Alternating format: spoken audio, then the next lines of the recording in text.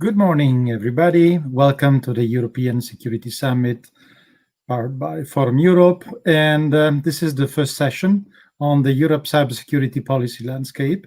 So building an integrated approach to future-proof the security environment.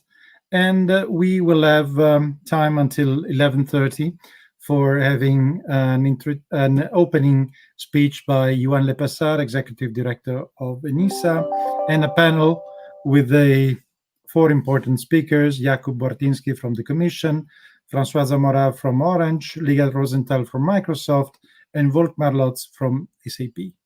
So we immediately start with Johan Lepassard, who has to leave us at 11, I understood. But so, Johan, the floor is yours.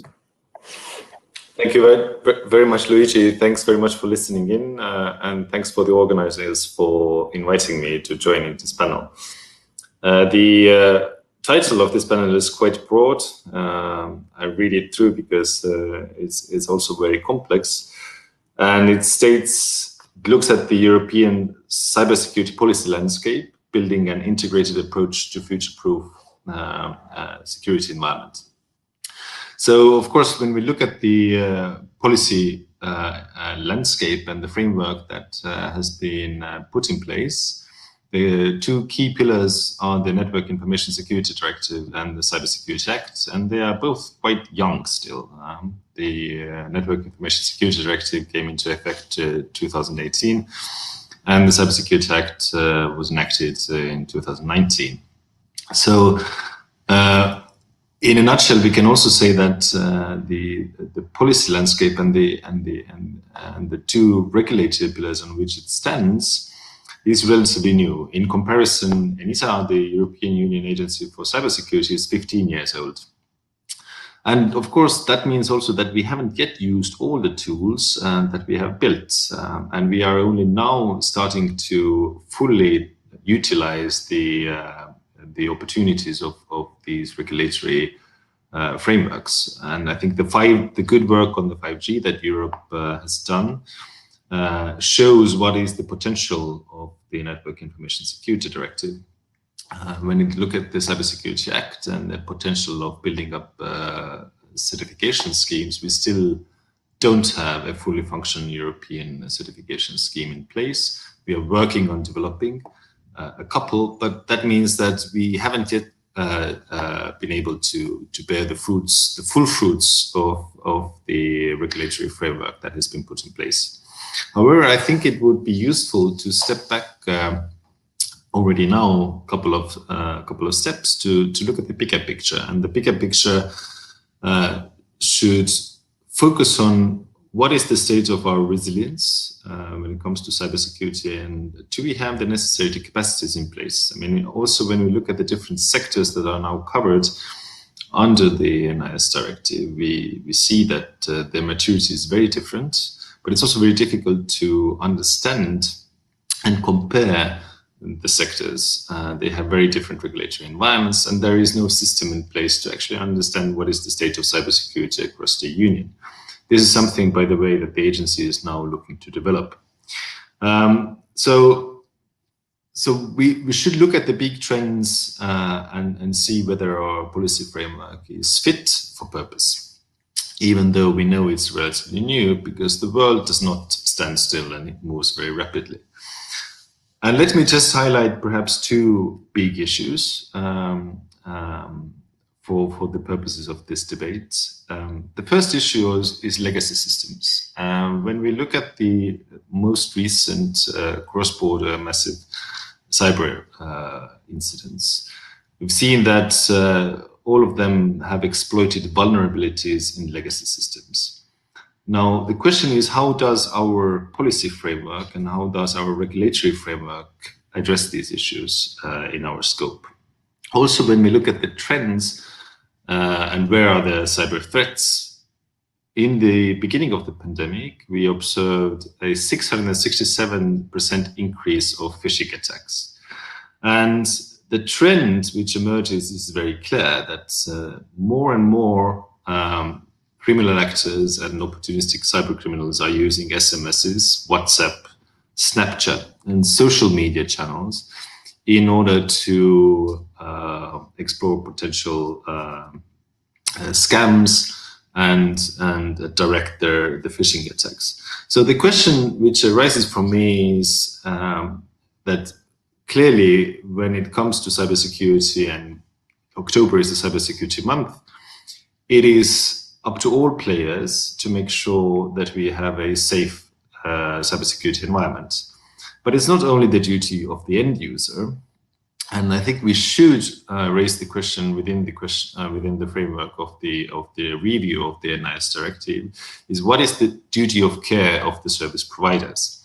I'll just bring you a very perhaps banal example from the emails. I think in the beginning of 90s, everybody remembers these horrendous spam mails that one had to delete. And of course, being a very service-oriented industry, the email service providers took action and they managed to filter the spam mails away. Now, I think when it comes to cybersecurity and phishing attacks, perhaps there are ways that the service providers can take. And I think this is something also that we could look into on the regulatory field. The duty of care of intermediaries is something that should be tackled and should be addressed. Of course, the internet, the premise of internet is free exchange of information. And partially, this also is something that has been exploited by the cyber criminals, because at the moment we do not have an opportunity to identify very clearly who do we communicate with. There is no single trusted European digital identity that can be attached to individuals, to businesses, or to machines. In the attempt of creating a more secure cyberspace, the premise of the trustworthy European digital identity offers us a huge opportunity to clarify the situation and to make sure that we create an internet where different parties who communicate with each other can be trusted. And I think this is another good example how a policy drive and new policy initiative can tackle the very pertinent questions that we have and we observe when we look at the European cybersecurity threat landscape. The questions of how do we deal with phishing attacks, how do we deal with non-identified, non-certified actors who try to communicate us, and how do we deal with legacy systems. So this was my very, very short introduction and intervention, and I'm very happy to be in this panel, but also hear the views of other speakers. So thank you very much, Luigi, for giving me the floor first.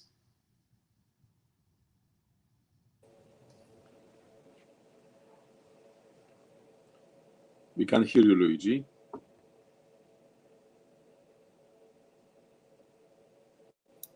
Sorry, I was talking with I had to unmute. Sorry, I thank you, Johan, and I'm taking the privilege of being the moderator.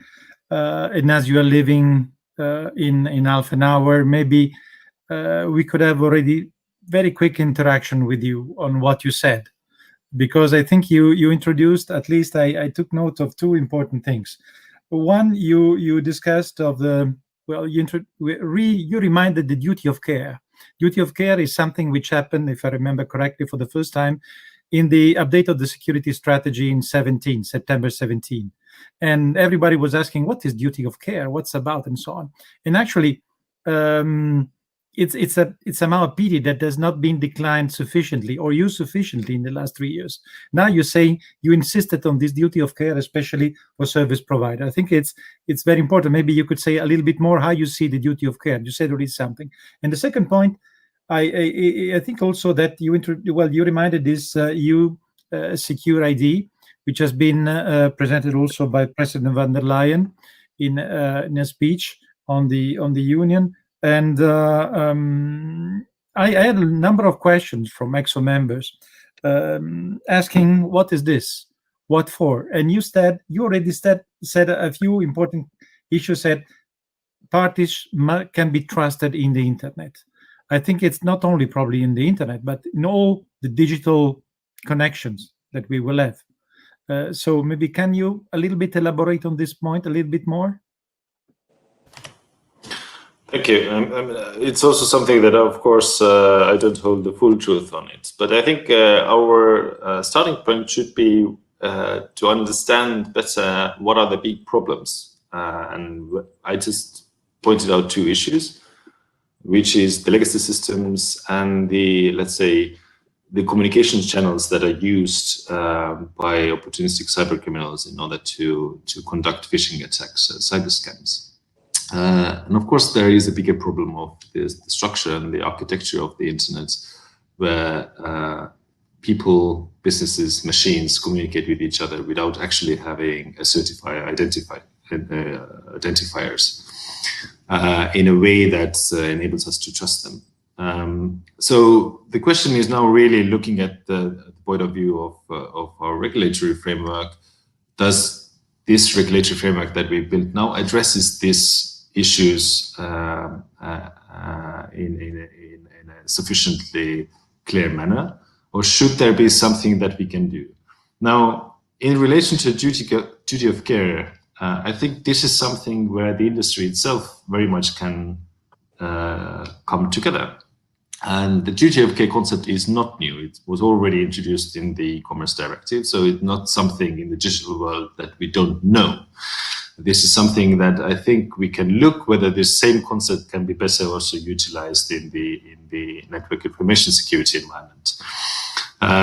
So the platforms, the service providers do know what the duty of care means in this sense. But we haven't used that in cybersecurity context. But perhaps there is time that we start looking into this.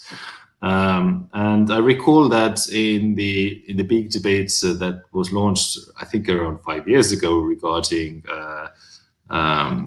the social media and fake news and the disinformation, where the industry came together and developed a number of tools to address these issues. Perhaps this is something that we can learn and also start using in the cybersecurity environment.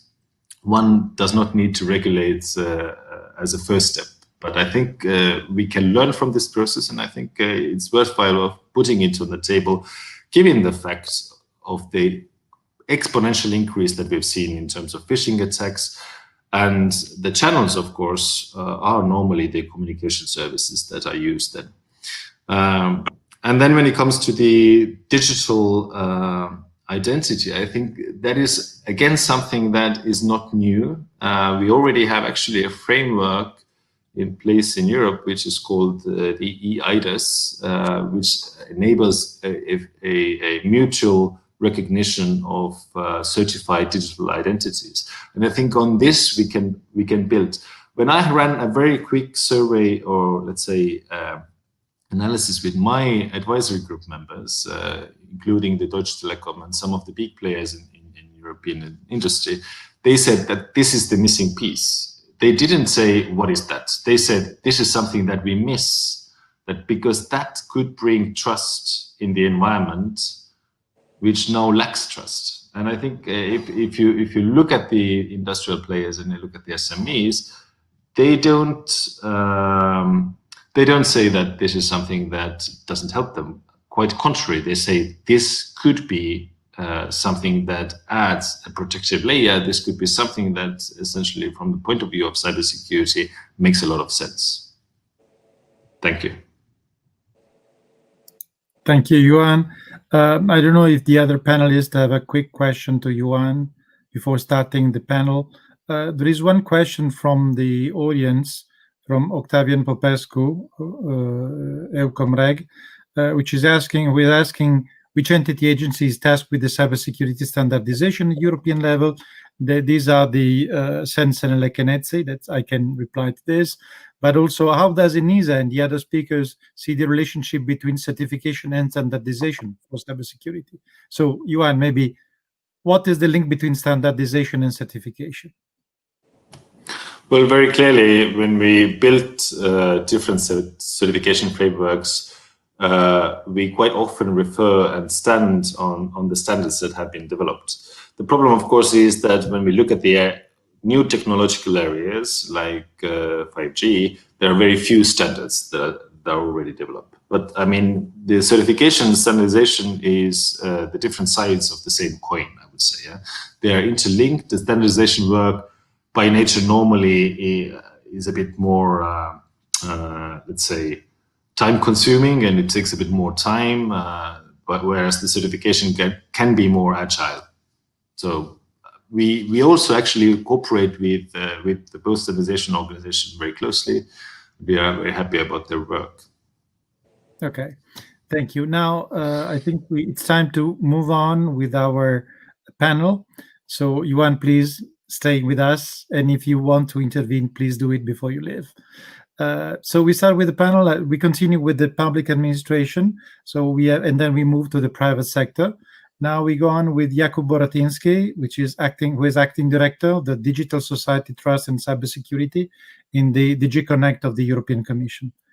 Jakub, the floor is yours. Thank you very much, Luigi. Thanks a lot for the invitation to this Cybersecurity Summit, another online event. I hope at one day we will go back to also at least partially physical events.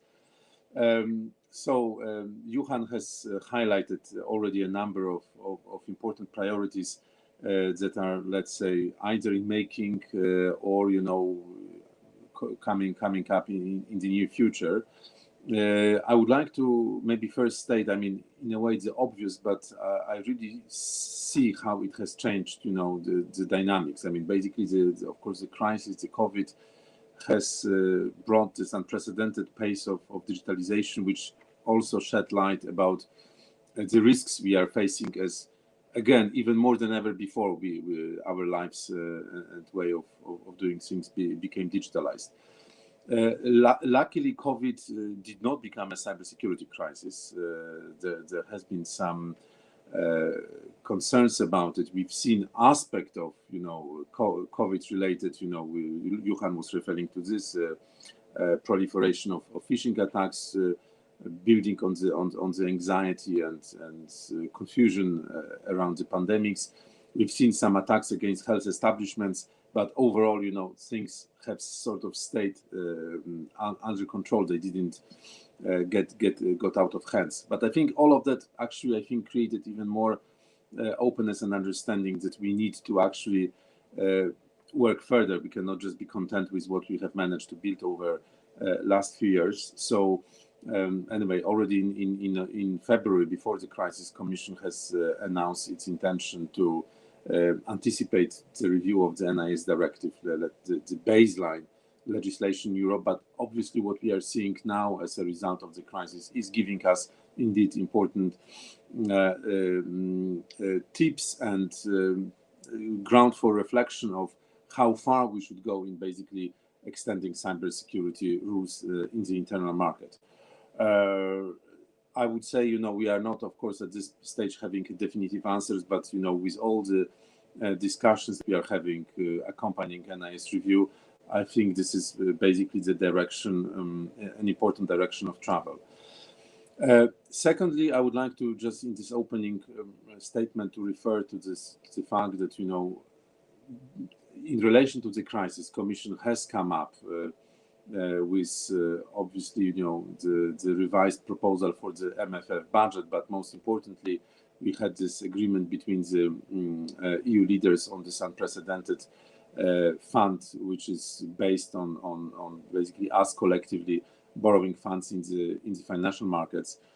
I'm mentioning RRF because for us, I think the existence of the national recovery plans is, among others, also an opportunity to address serious needs in the area of digital investment, but also of cybersecurity.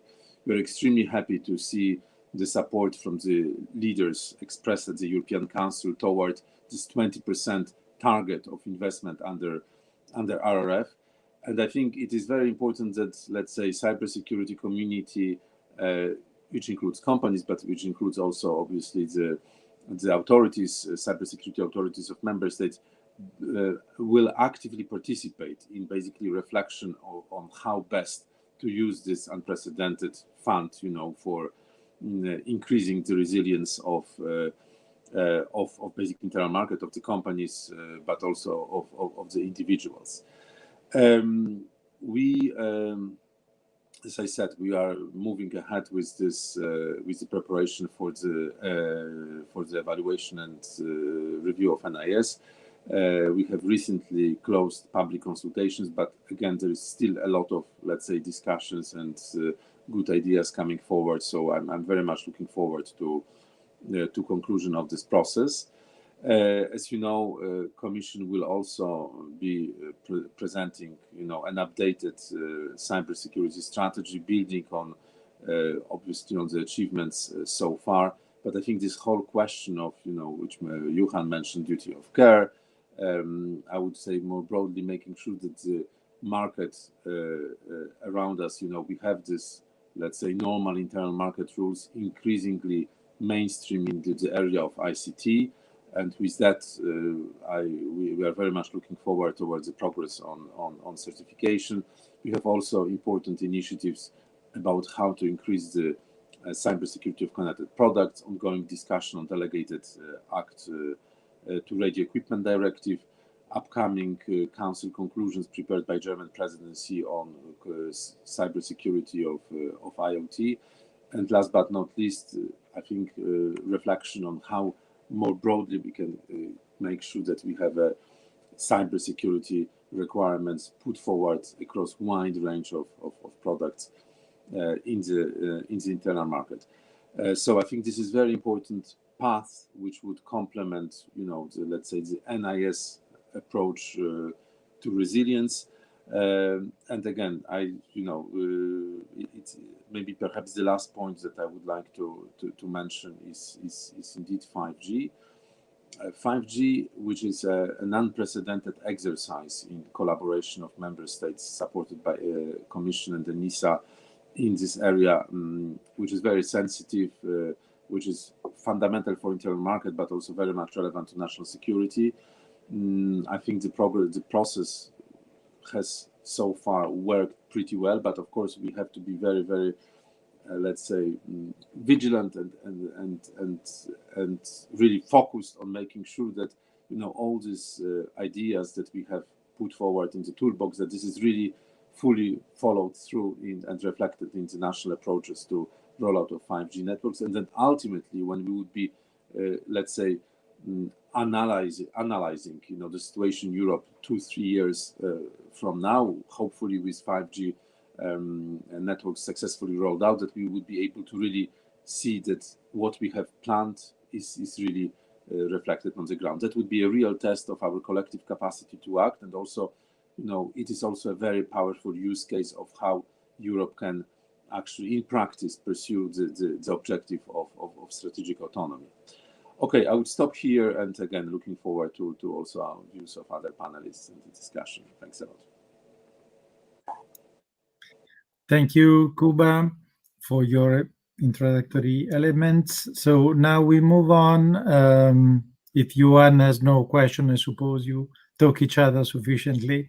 Now we move on the private sector. Maybe that would be triggering more questions there. To François Zamora, who is Chief Security Officer, European Division of Orange. François, thank you, Luigi. Just to start, as a big thumbs up to ENISA in the work and fostering the collaboration with regards to the security and cybersecurity of 5G. It is indeed a key step. But as a Chief Security Officer of a division of several billion euros and several tens of thousands of employees, I'd like to underline the interest of having a threefold approach as an industry player. The first one is the risk-based approach, using in particular methods that has been used in particular for the 5G threat landscape, which is called the EBIOS risk manager approach, that foster the analysis of the hostile part and how the hostile part is going to approach my perimeter or my ecosystem of vendors, of software makers, of equipment vendors, in order to either establish a leak of data or to disrupt my service. And in terms of capability to analyze the complexity of the digital ecosystem and the way to approach it in terms of risks, it is essential. And I think ENISA has made a tremendous effort in that direction to make very clear how a kill chain using the digital technology can initiate in a world of live objects, of smart cities, of smart factories, everything that is going to implement in a digital mode very critical functions in our society. So the first step would be the risk-based approach, not to lower the robustness we want to create, but to increase the robustness at an affordable cost.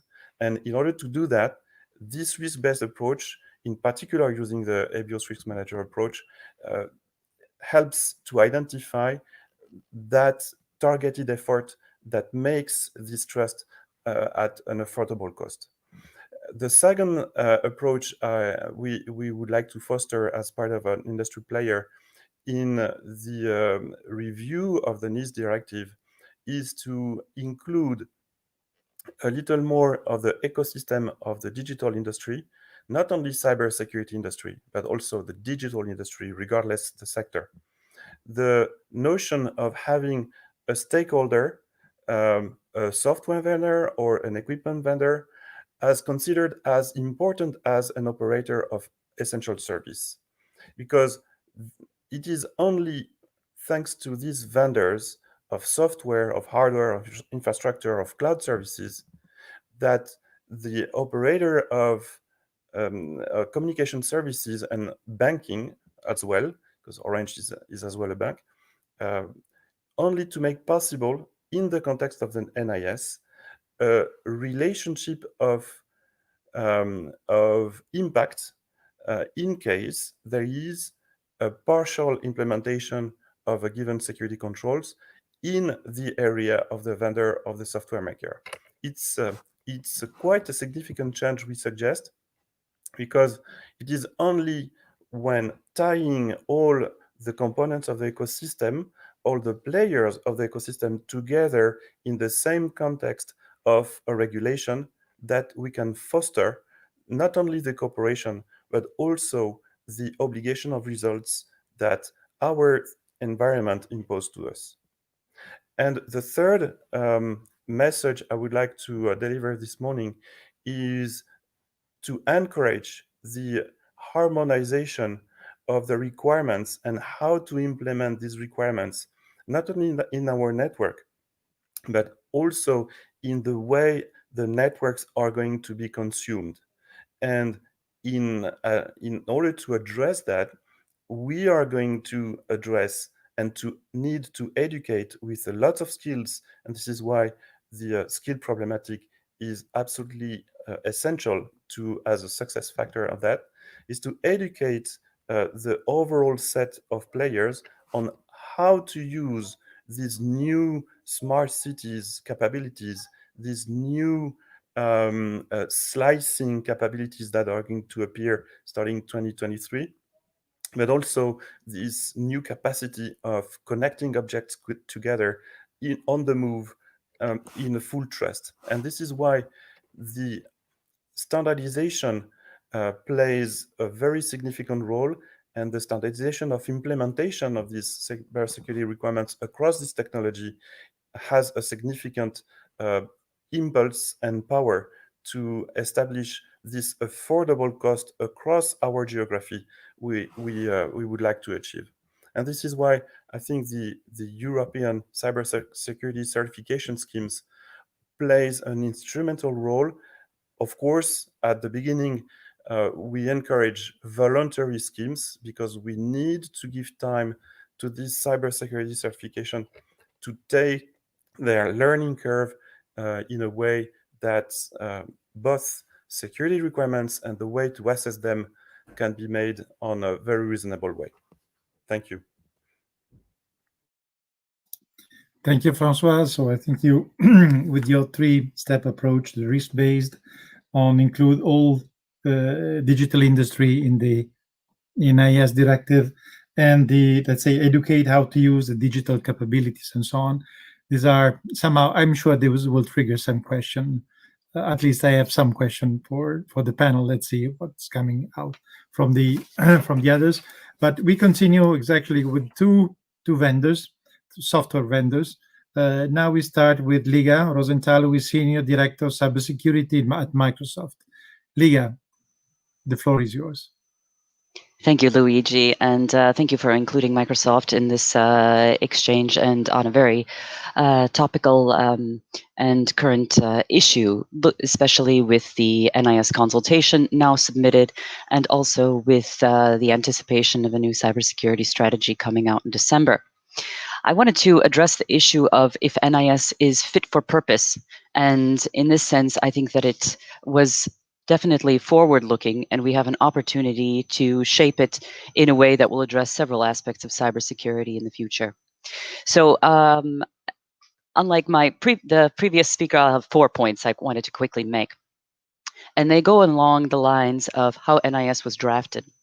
First, I wanted to talk about capacity building and what that means for Europe and globally. Also, operational cooperation and strategic cooperation throughout the EU, and also the legislation that has to follow up these issues so that the package and the strategy can be complete. So if we look first at capacity building, NIS addressed the capacity building on the CSIRT level throughout Europe. I think we can continue to build on this to raise the cybersecurity capacity within Europe. But this also addresses the strength of Europe in developing itself, and how can we work with partners globally to address capacity building as well. The EU is very much looking at globally addressing cyber capacity building through the UN processes currently ongoing. And this will further be something that the EU works on, excuse me, and is a priority so that we can have a global ecosystem in cybersecurity where capacity building has a clear path, and how we can make the partnerships to work on that. Microsoft looks at the opportunities through the Paris Call for Trust and Security in Cyberspace to find partnerships globally so that both in Europe and beyond there can be increased resilience against cyber attacks, and also more state responsibility in the cyber ecosystem. So here we definitely focus on, in a global ecosystem, how multi-stakeholderism can support enhanced cybersecurity. But looking forward on specifically the operational cooperation that is both within the NIS and how we think that this could develop. We see ourselves as a software provider as a first responder in this space. We respond to billions of threats monthly through, whether that be through our email products or different products that we have and services that we provide. We see that this is something that we should address, this first responder capability before attacks and during attacks. So how could we work on operational cooperation and in closer unity with governments so that we can share these experiences either on threat intelligence or on the aftermath of an attack, so that we can best address cybersecurity together. And we see opportunities for this either through the joint cyber unit proposed by the Commission, the existing blueprint, through current exercises. But I do think that addressing these issues in a format that includes industry is important before and after attack. And in this sense, I also wanted to point out that just yesterday we announced that Microsoft took action to disrupt a botnet called TrickBot. This is one example of how we work with government and to take down one of the world's most infamous botnets and prolific distributors of ransomware. Ransomware has been identified as one of the largest threats to many sectors, but also looking at elections coming up, it's a severe possibility for attack. And so we really want to see how we could have these kind of highly coordinated operations going forward with law enforcement, with telecommunications providers, to disrupt these kind of operations that are a serious risk to the cybersecurity ecosystem. Further on, we also see this as, I mentioned that a botnet can affect election security, and we have seen that election security is a large part of the European Security Union strategy, the European Democracy Action Plan, but I also see that the EU has addressed election security. The roots of addressing election security came out of the NIS cooperation group and the subgroup that worked on election security. Here, I think that adding an industry layer on these discussions in the NIS cooperation group when there are matters that can be cooperatively discussed with industry would be extremely beneficial going forward. And whether that industry component is added either into the CSIRT network, NIS cooperation group, or a different industry group going on in the future in the revision of the NIS directive, I think there's multiple opportunities for cooperation that could be taken advantage of. And lastly, I wanted to address legislation going forward in a more holistic way. We see that cybersecurity has flowed out to many pieces of legislation, not just the NIS directive. And here we see the opportunity to address the criticality of digital service providers in a much more comprehensive way. So whether it be through the Critical Infrastructure Directive, the EECC, the NIS directive, or DORA, or a few other pieces of legislation, we really have to look at a holistic approach to these cross-border digital services that have become essential. And to partner, we've made lots of comments.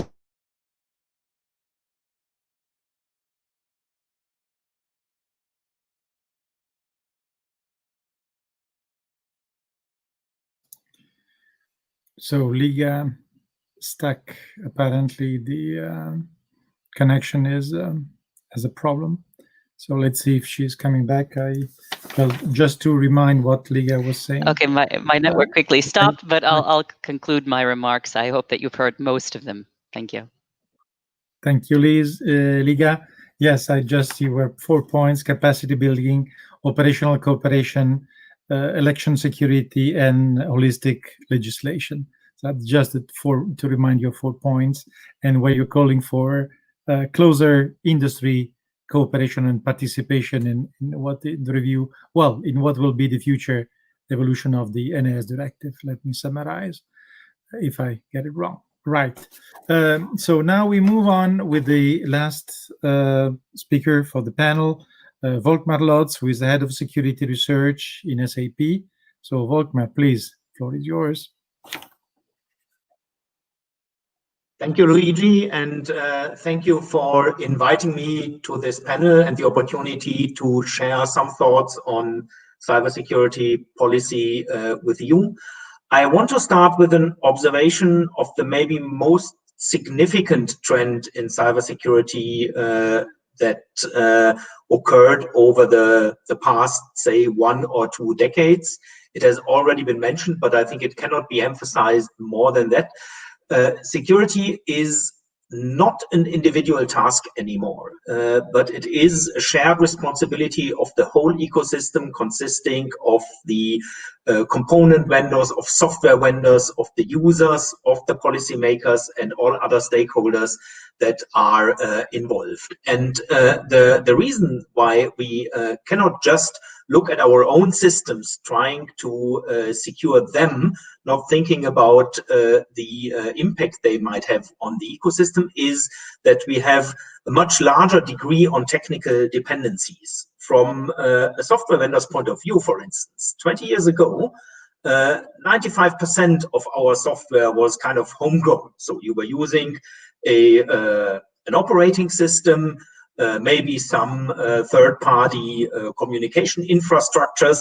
The rest was in the vendor's control and ownership. This is totally different these days. So when I look at a typical software vendor like we are, it's less than 5% these days that are homegrown code. All the rest is relying on ecosystem contributions, be it open source, be it third-party components, be it infrastructure structures offered by hyperscaler cloud providers, and so on and so forth. And this increased dependency also means that when you do a risk assessment of your cybersecurity risk, it's not enough to think about the risk that this ecosystem can impose on your own business and your own systems, but you also have to think about the outward risk. So the risk that your actual systems, functionalities, and services is imposing on the ecosystem. Policy, cybersecurity policy, can act as, say, a coordination and brokering mechanism within this ecosystem, both for reaction to security incidents as well as prevention. And I would like to emphasize that, in my view, such policy mechanisms should rather be built on, say, incentives that allow the market players, the ecosystem players, to proactively address cybersecurity issues for the ecosystem. Such, say, incentivating mechanisms, I'm happy to see happening on the European level. I think, for instance, the Digital Europe program is a very good start also to stimulate market effects. And with the Competence Center network and the European Cybersecurity Competence Center, we will have a coordination and incentivation mechanism for fostering research and innovation. With the certification framework from the Cybersecurity Act, we will see European harmonized certification, which is very important, in particular in those days where, say, the cloud provider has to deal with I don't know, tens of different requests for certification and approval. In those activities and in the further design of the policy mechanisms, the involvement of the private sector is essential.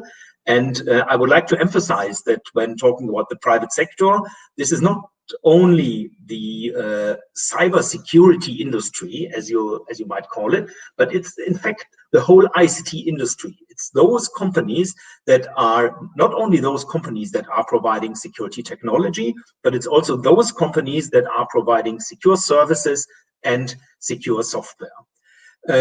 With that, we have a large market focus on those activities, and it requires that, in my view, that also the focus needs to shift from, say, high-risk critical infrastructures. Sorry, I was saying shifting, but in fact, I mean extending. The focus needs to be extended also to what we might call the commercial sector. So low-cost equipment, home equipment, general entertainment devices, whatever we see in those components. And that development is emphasized by what we see in the so-called new normal, with people home working, using video conferencing instead of physical meetings and the like. This happens at home, and this happens in a network that was that is using, say, off-the-shelf commercial, typically low-cost components, and now we have, say, a mixed infrastructure, which is consisting of, say, your home internet router, your webcam in the same network as your TV or the gaming console or whatever other kind of devices you might use in your home. So in order to secure this, a focus needs also to be put on those, say, commercial devices, as I might want to call them, which in turn means that the focus needs to be on cost effectiveness on those. So these devices that we are talking about are cheap devices, and say, making them subject to certification should not come at an inappropriate additional cost that is either to be carried by the vendors or in fact by the users. So many years ago, there was this idea of providing what is called good enough security, taking the risk situation and the costs in mind. And I think that is maybe a principle that we should get back to. The good news is that in the context of the European Cybersecurity Certification Framework, those developments are in consideration. So in the discussion of the SCCG, also in the ideas that are currently discussed regarding the rolling work program on certification, those ideas on say cost-effective security certification are discussed. It also means, when looking at the Cybersecurity Act, that the attention should maybe focus on the basic level. So while the substantial and the high level are, say, known fields, explored fields where we have standards partially in place, where we can refer to, This basic level is something new, but it is the level that these kind of, say, low-cost commercial products are looking into. And I would be very glad to see and would also promote to pay particular attention to the design of those basic level certification schemes, showing a good balance of both the strength of criteria and the feasibility. Also thinking about maybe smaller companies, SMEs, that are providing those services that are subject to a certification according to this level. I want to stop here and look forward to the questions that are coming for the discussion. Thank you. Thank you. Thank you, Volkmar. So indeed, there are questions which are coming up. And I think also we have some question. I would say that I already started from, I will start with my question, or if you have question among you, because, Jakub made a general introduction on the NIS directive review and the policy activities which are running by the Commission or envisaged also for the coming months. Somehow Kuba introduced already the IoT issue for consumer, which is close to what Volkmar just said. Let's go to the basic level. Let's go to the not only the critical infrastructure, and this is a priority for the German presidency, so things are moving, are going on. Francois also strongly pushed that that industry somehow should be included in the game from the NIS directive. Then we have also questioned a question from Lina Jesmontaite, legal researchers at the Vrije University in Brussels, who is asking Jakub Boratinsky to say what are the main topics about coming up with the NIS directive, and what the impact of the incident notification had so far, and if whether it is somehow, what about mandatory voluntary notification? So a lot of question NIS directive. Okay. Kuba, you want to say something about this? Yes, I may say something. There is, by the way, today there is a last workshop that is actually held as part of the preparatory process in which we are consulted. Okay, on the issue of IoT and consumer devices, I fully agree. I understand we are with Wolfgang, if I'm not mistaken. Yes, from SAP.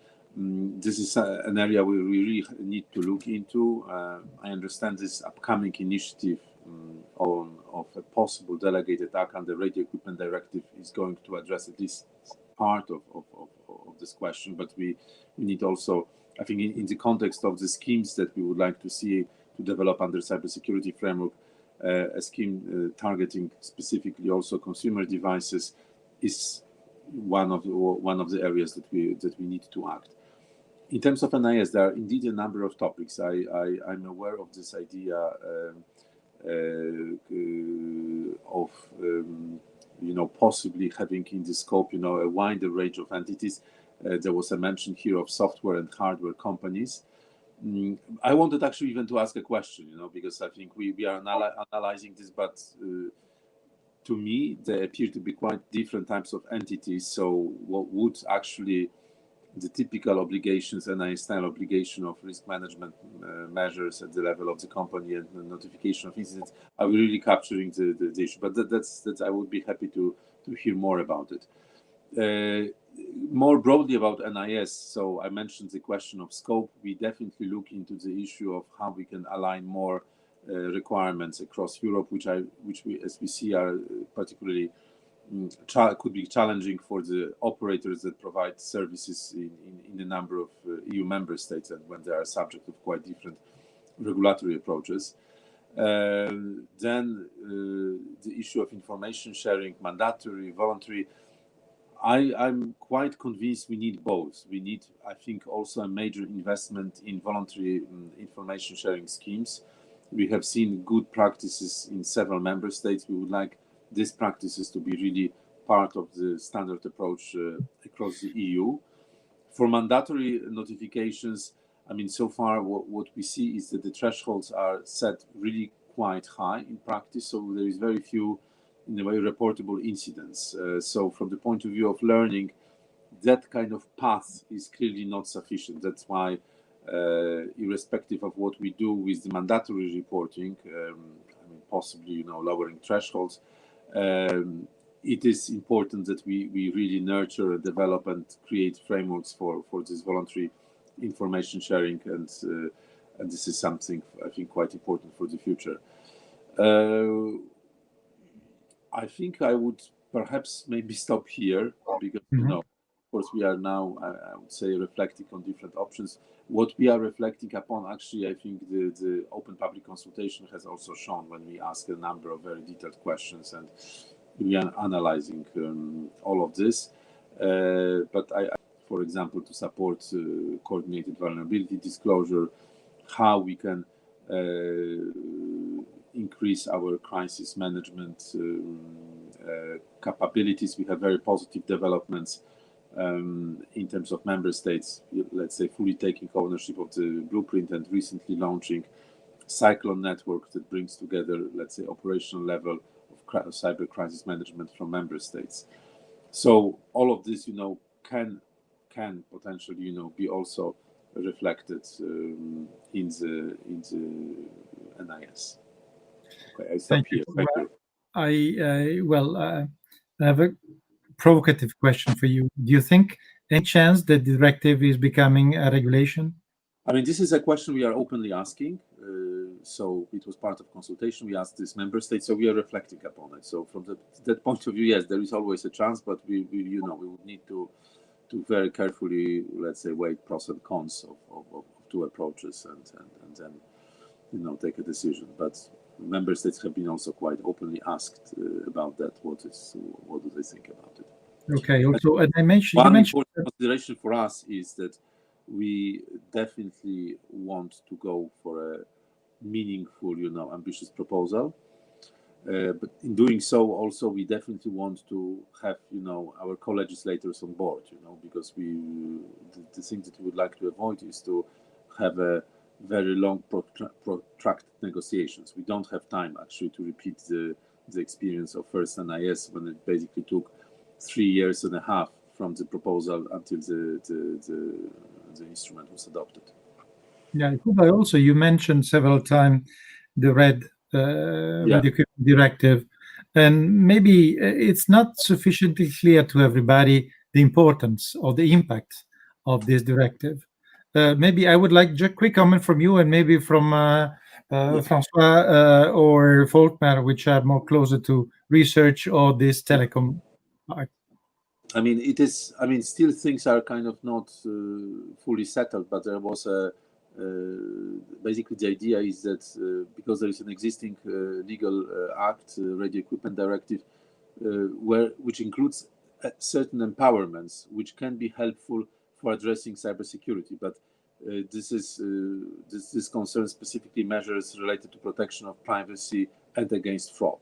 So from a, let's say, legal and perspective, it is not an ideal, let's say, empowerment, because it doesn't cover all aspects of cybersecurity, but it can improve the situation. So we understand that the majority of member states feel that this could be also a sort of at least partial quick fix to this issue. So we are waiting under this assumption, but at the same time, this does not preclude, let's say, a more comprehensive and horizontal approach to cybersecurity of products, which would again require a proper legal basis, not just a reference to radio equipment directive, which has its own limitations. But we still, I mean, the Commission believes that this can bring some solutions, and this has been subject of discussions also with member states, both in a way in the community which is following radio equipment directive, as well as cybersecurity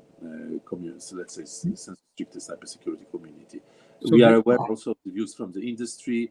that it can give some advantages, but again, there are also voices, that clearly point out that a horizontal, comprehensive approach would be also beneficial. So we are basically reflecting on both tracks. Okay, just to be clear, radio equipment directive means, well, radio equipment means all device which is transmitting by radio. Yeah. So all the devices which are, of course, part of our environment. Yes. François, Volkmar, you want to intervene on this point? Yeah, let me just who's going to start? Please go ahead. Okay, thank you.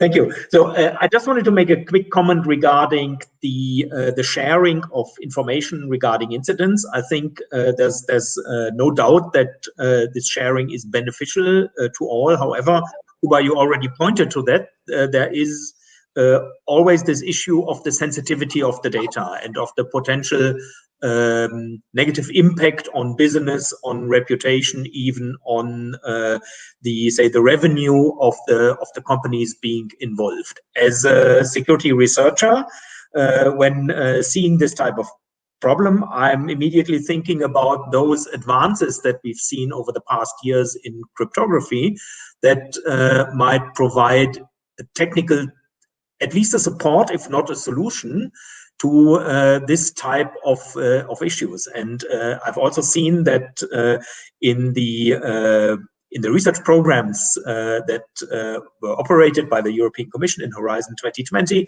also maybe looking forward into the Horizon Europe, those technologies like multi-party secure computing, processing on encrypted data, and the like, also privacy mechanisms that help to anonymize the data.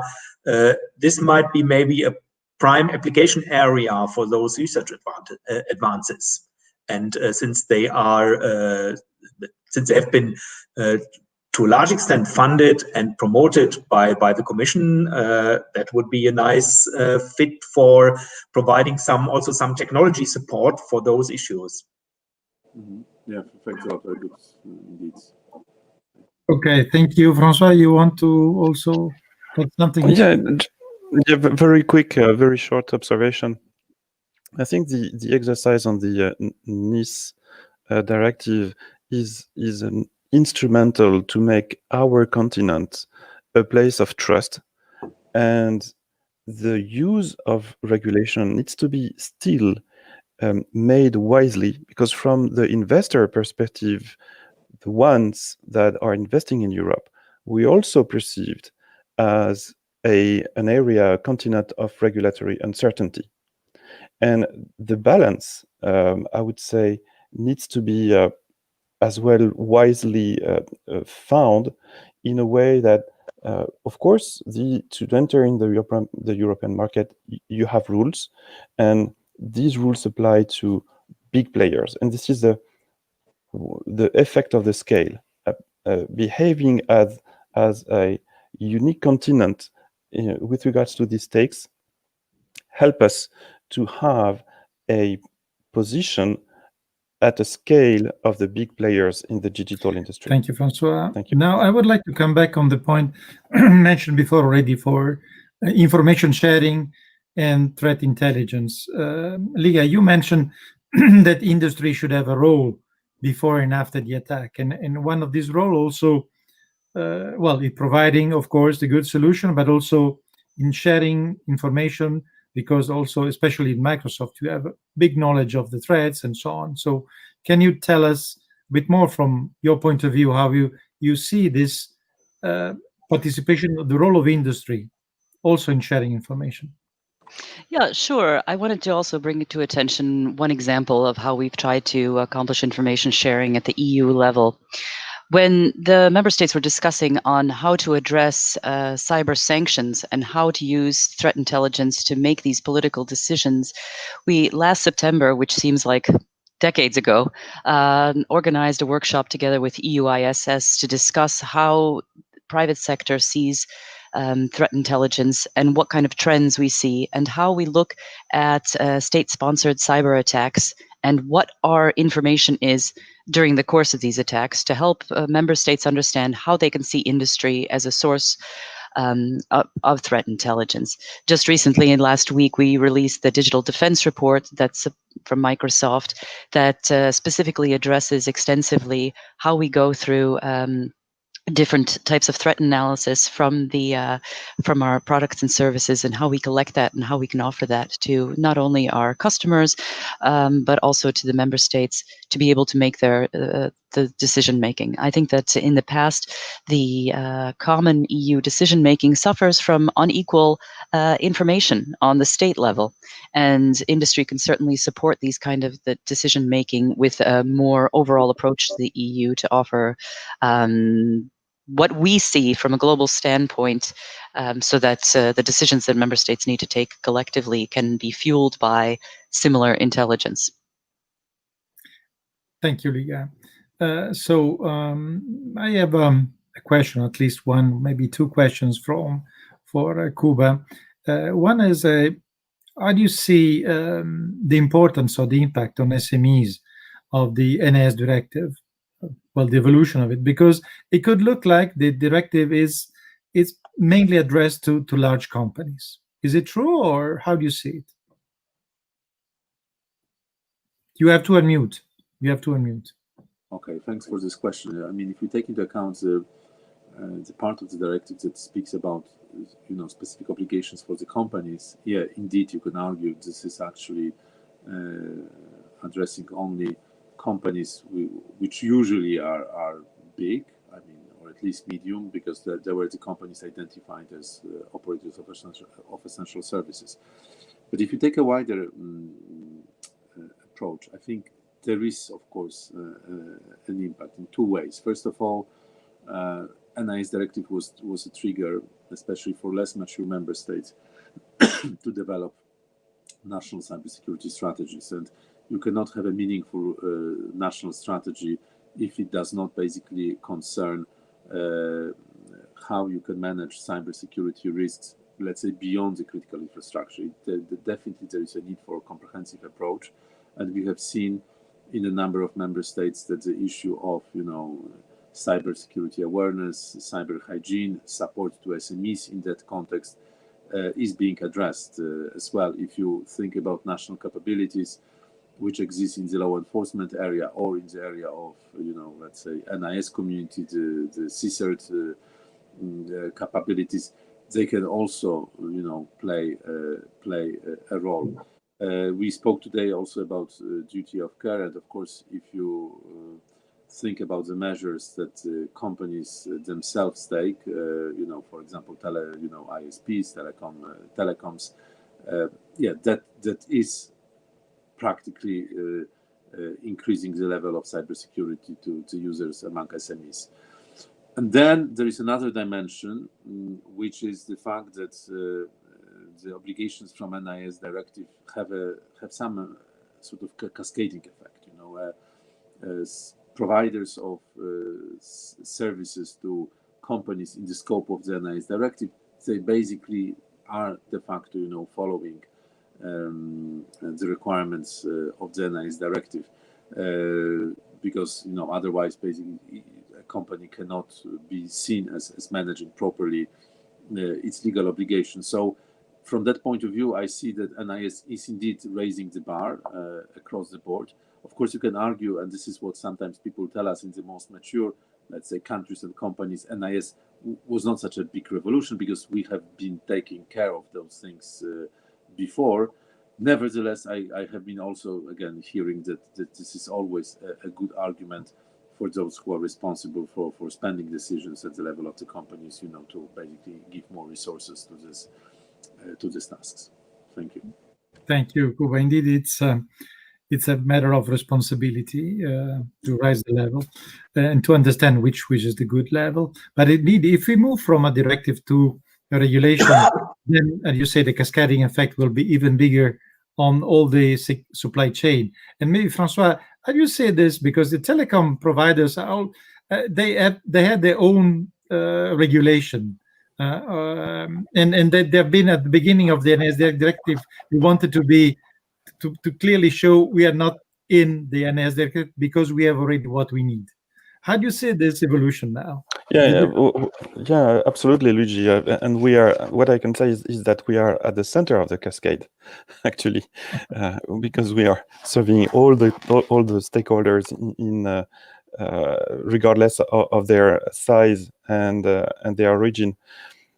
Indeed, we have this legacy code of for electrocommunications, and this framework exists since years, and we indeed didn't wait for, telecom in particular in France is like more than 100 years old, and we didn't wait necessarily the regulation to come over in order to start building strong and resilient infrastructure.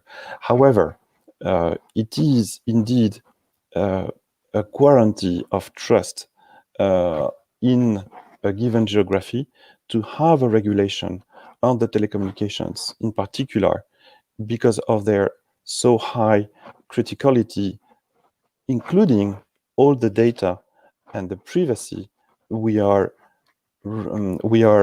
liable to with regards to our customers.